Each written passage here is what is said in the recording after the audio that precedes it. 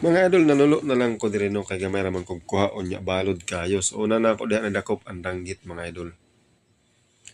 Wa gyud na ako na makuha mga idol kay nakadagan. So diri sa unahan nakakita na po tsug buntog mga idol.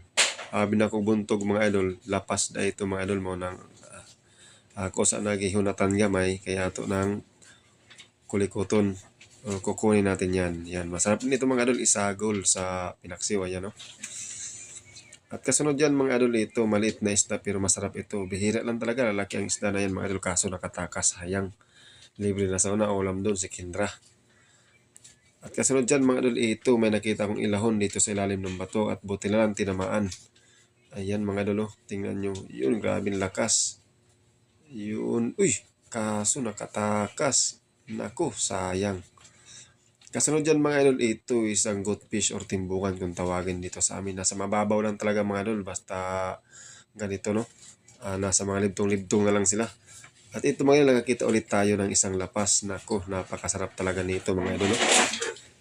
Isagol mo lang ito, ihalo mo lang sa pinaksiw o sinabaw. Naku, napakasarap. Dito mga idol, nasa damuhan lang talaga sila or kalusayan kung tawagin sa amin mo. Tingnan nyo, yan, danggit mga idol, diba? Matik na mga idol, sarap nito, pang paksiw talaga. Ito mga idol, nakita ko yung nasugatan na isda at ayan, talaga hindi na siya dito makakatakas. Kasunod dyan, ito, danggit na naman mga idol. Kinakamay lang natin yan kasi kaya naman. Para hindi na masyado tayong mahirapan pa. Mas mabilisan kasi pag kamay kasi talagang hindi sila mahirap. Ito mga idol, no, nakakita tayo ng lukot kaso sabi ko, wag na lang, sa susunod na lang. At natagpuan ko itong mga bata na ko nito mga idol ba to. Saludo ako sa mga bata na to mga idol. Nambabait pa nila. Ayan no. Siya daw si Efren Mirano. Ang gwapo daw niya. Kaya pakilala niya mga kasama niya mga idol. Guys, nakami karon diri sa Orange Farm guys. At bang nanguha mi og mga danggit. Kauban ako si Christian TV, Rinley TV, Nicolano TV. Naano mi mga kuha guys. Oh, naibantol guys din ko. Gitamay na. Nasaan pa kaya? Nakakuha guys na ilahon guys. Dito iputang na ako sa iya kay bukat.